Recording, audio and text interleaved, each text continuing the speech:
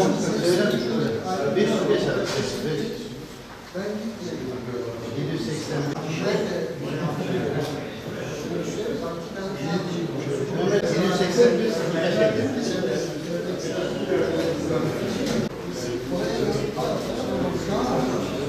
Bey, orada şeyde yapabilirsiniz.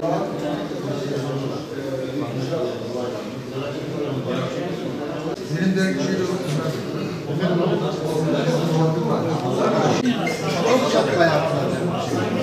Çektiğiniz fotoğrafları.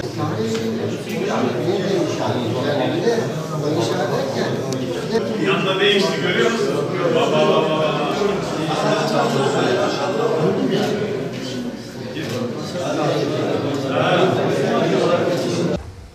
Peygamberimiz Aleyhisselatü Vesselam Efendimiz 3 mescide seyahati tavsiye ediyor bize ibadet için.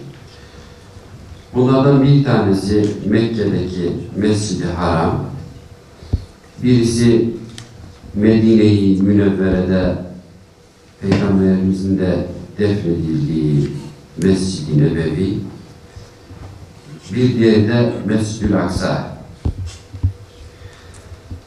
Günümüz şartlarında bu mescitlerden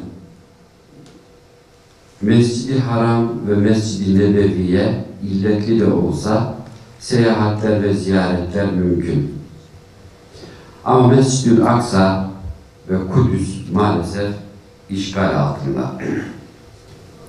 Gelinen noktada Filistin ve Kudüs'ü müdafaa vazifesini Filistinli kardeşlerimizin omuzlarına terk etmekle bir çözüme ulaşamayacağımız açıktır.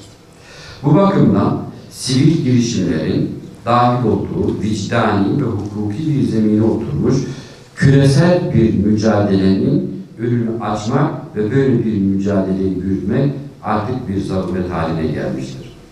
Bu amaçla başta dünya devletleri olmak üzere uluslararası yapıları, hukuk mercilerini, farklı inançların temsilcisi konumundaki tüm kurum ve şahısları, kültür ve sanat camiasını, üniversitelerimizi, sivil toplum kuruluşlarımızı, basın yayın organlarımızı, iş dünyamızı, spor alemini ve Kudüs'ü önemseyen her bireyi Kudüs'ü sahiplenmeye davet ediyor. Programımıza teşrif ettiğiniz için tekrar hoş geldiniz diyorum.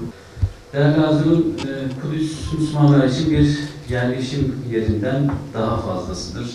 Aslında sadece Müslümanlar için değil, tüm semavi dinler için kutsal olan Kudüs, semalara yükselişin ve miracın ilk basamağı, peygamberlerin, Allah dostlarının, ilahi dinlerin ve medeniyetlerin kesiştiği bir mekan. Hemen her köşesinde bir peygamberin, bir hükümdarın hatırası bulunan, nebilerin hayatlarından izleri muhafaza eden canlı bir kitap. Şimdi böyle bir şey niye düşünüldü? Öncelikle şunu söylemek lazım değerli dostlar. Burada bulunmayan İslami camia diyebileceğimiz tanımın içerisine giren herkeste bir Kudüs ilgisi vardır. Yani Kudüs deyince herkes bir ayağa kalkar, sağına soluna bakar. Bir hareketlilik meydana gelir. Ancak bu Kudüs ilgisi ne kadar var ise Kudüs bilgisi de o kadar yok. Yani ilgiyle bilgi ters orantılı. İlgimiz çok, bilgimiz yok. Çalışmada oldu. Çünkü bir katliam vardı orada. Hep katliam var. Yani ben 58 yaşındayım. Gözümü açtım. Yani kendim bildiğim bileli Kudüs'te, Orta Doğu'da ateş var, kan var, katliam var. Hala var. Belki hep olacak bilemiyorum. Allah'tan ümit kesilmez çünkü biz umutsuz olamayız. Umutla bir şeyler yapmalıyız. İşte o Gazze katliamında ya Rabbi ne yapabilirim? Kapandım artık eve. Hatta bazı şeyleri ihmal ettik. Aile babasıyız.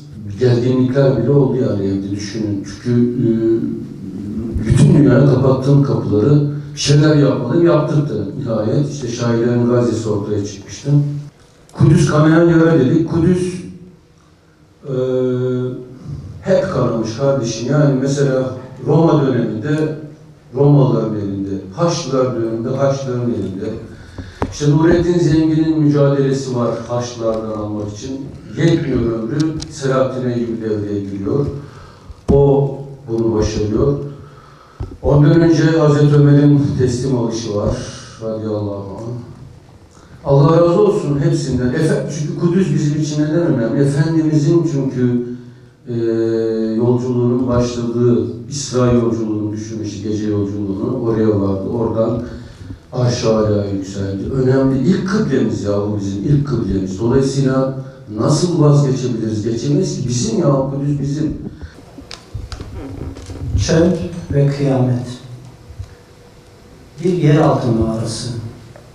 Sonsuz bir uğultu. Birbirimize bakıyor, görmüyoruz. Birbirimizi işitiyor, duymuyoruz.